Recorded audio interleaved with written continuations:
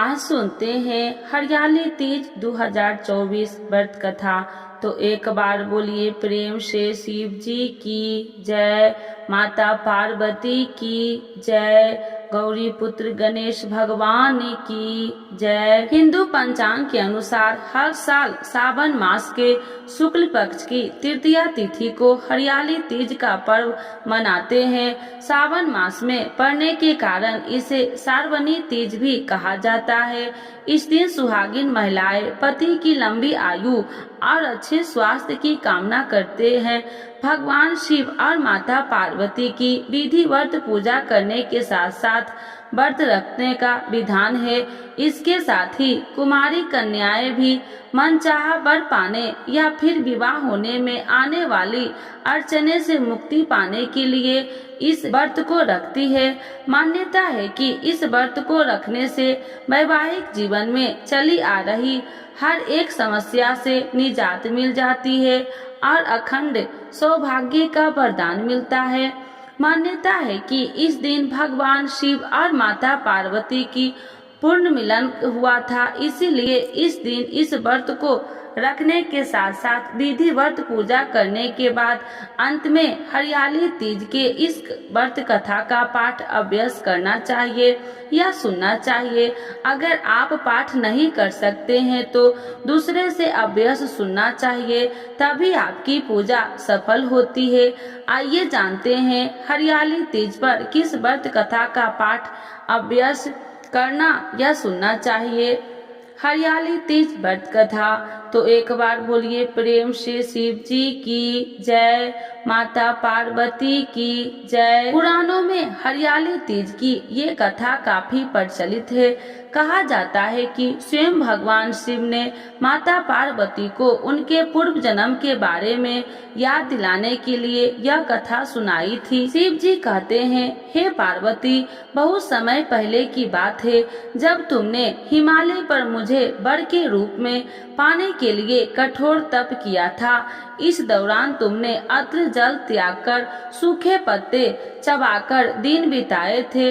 मुझे वर के रूप में पाने के लिए तुमने किसी भी मौसम की कोई परवाह न की और तुमने निरंतर तप किया। तुम्हारी इस स्थिति को देखकर तुम्हारे पिता बहुत दुखी थे। ऐसी स्थिति में नारद जी तुम्हारे घर पधारे। जब तुम्हारे पिता ने नारद जी से उनके आगमन का कारण पूछा तो नारद जी बोले, हे गिरिराज, मैं भगवान विष्णु के भेजने पर यहाँ आया हूँ। आपकी कन्या की घोर तपस्या से प्रसन्न होकर वह उससे विवाह करना चाहते हैं। इस बारे में मैं आपकी राय जानना चाहता हूँ। नारद जी की बात सुनकर पर्वतराज अति प्रसन्न के साथ बोले, हे नारद जी, यदि स्वयं भगवान विष्णु मेरी कन्या से विवाह करना चाहते हैं तो इससे बड़ी कोई बात नहीं हो सकती। मैं इस विवाह के लिए तैयार हूँ। इसके बाद तुम्हारे पिता की स्वीकृति पाकर नारद जी विष्णु जी के पास गए और यह शुभ समाचार सुनाया। लेकिन जब तुम्हें इस विवाह के बारे में पता चला तो तुम्हें बहुत दुख हुआ। तुम मुझे मन से अपना पति मान चुकी थी। तुमने अपने व्याकुल मन की बात अपनी सहेली को बताई। तुम्हारी सहेली ने सुझाव दिया कि वह तुम्हें एक घनघोर वन में ले जाकर छिपा देगी और वहां रहकर तुम शिव जी को प्राप्त करने की साधना करना। इसके बाद तुम्हारे पिता तुम्हें घर में न पाकर बड़े चिंतित और दुखी हुए। वह सोचने लगे कि यदि विष्णु जी बारात लेकर आ गए और तुम घर पर न मिली तो क्या होगा।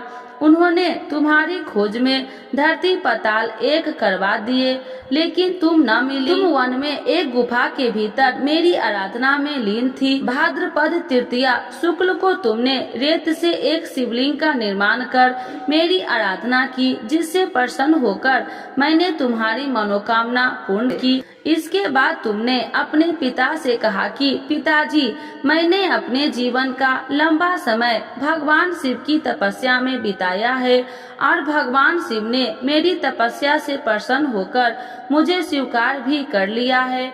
अब मैं आपके साथ एक ही शर्त पर चलूंगी कि आप मेरा विवाह भगवान शिव के साथ ही करेंगे। पर्वतराज ने तुम्हारी इच्छा स्वीकार कर ली और तुम्हें घर वापस ले गए। कुछ समय के बाद उन्होंने पूरे विधि विधान से हमारा विवाह किया। भगवान शिव ने इसके बाद कहा कि हे पार्वती, तृतीया को तुमने मेरी आराधना करके जो व्रत किया था उसी के परिणाम स्वरूप हम दोनों का विवाह संभव हो सका। इस व्रत का महत्व यह है कि मैं इस व्रत को पूर्ण निष्ठा से करने वाली प्रत्येक स्त्री को मनोवांछित फल देता हूँ। भगवान शिव ने पार्वती जी से कहा कि इस व्रत को जो भी स्त्री पूर्ण श्रद्धा के साथ करेगी उसे तुम्हारी हर अचल सुहाग प्राप्त होगी। तो एक बार बोलिए प्रेम से शिव जी की जय, माता पार्वती की जय, गौरी पुत्र गणेश भगवान की जय। एक कथा के अनुसार माँ पार्वती ने अपने पूर्व जन्म में भगवान शंकर को पति रूप में प्राप्त करने के लिए हिमालय पर गंगा के तट पर अपनी बाल्य अवस्था में अघोमुखी होकर घोर तप किया। इस दौरान उन्होंने अत्र का सेवन न किया।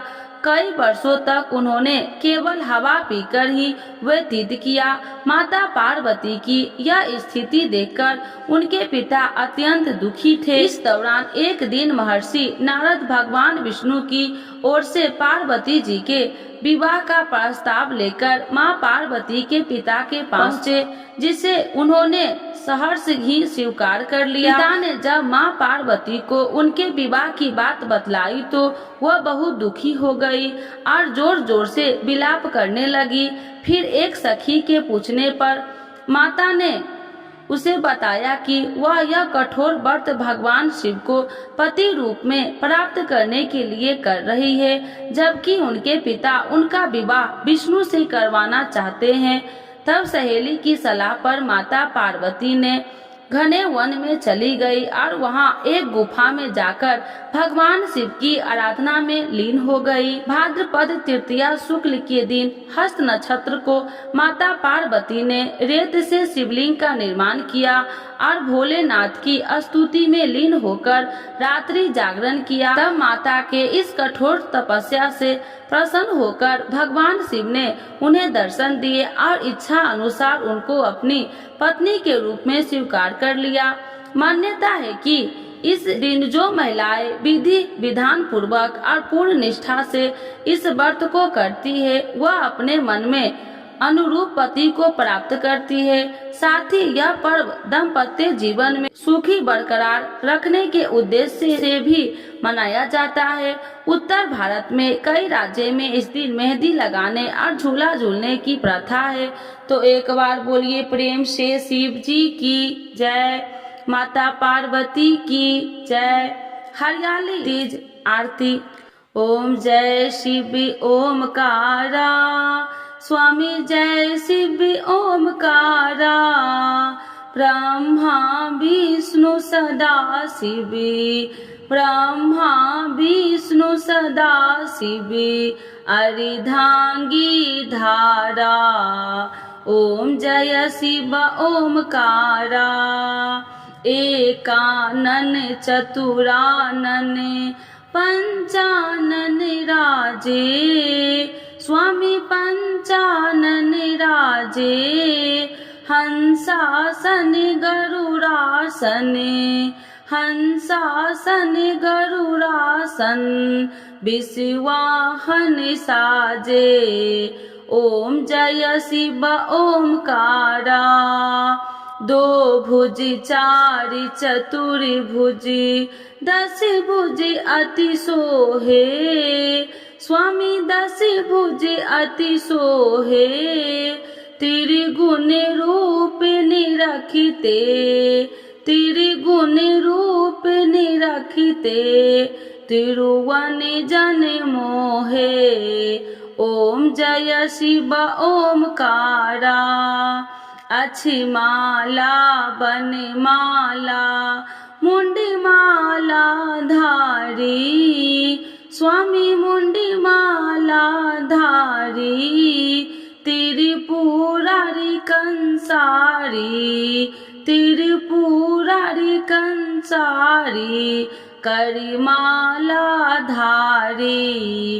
ओम जय शिव ओमकारा श्वेतांबर पीतांबर बाघांबर अंगे स्वामी बाघांबर अंगे सनकादिक गरुनादिक सनकादिक गरुनादिक भूतादिक संगे। ओम जय शिव ओमकारा करके माध्य कमंडलु चक्र त्रिशूलधारी स्वामी चक्र त्रिशूलधारी। सुखकारी दुखिहारी सुखकारी दुखिहारी जग पालनकारी। ओम जय शिव ओमकारा ब्रह्मा विष्णु सदा शिव जानति अविवेका स्वामी जानति अविवेका। मधुकैटभ दो मारे मधुकैटभ दो मारे सुर भयहीन करे। ओम जय शिव ओमकारा लक्ष्मी व सावित्री पार्वती संगा स्वामी पार्वती संगा। पार्वती अर्धंगी पार्वती अर्धंगी शिव लहरी गंगा।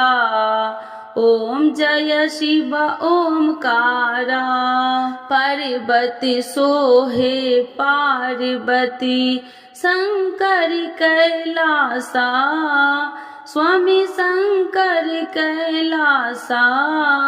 भांग धतूर का भोजन भांग धतूर का भोजन भस्मी में वसा।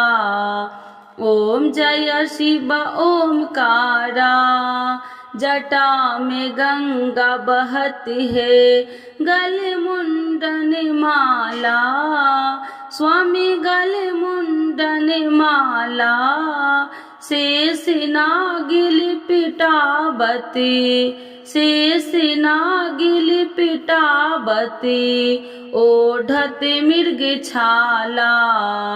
ओम जय शिव ओमकारा काशी में विराजे विश्वनाथ नंदी ब्रह्मचारी स्वामी नंदी ब्रह्मचारी।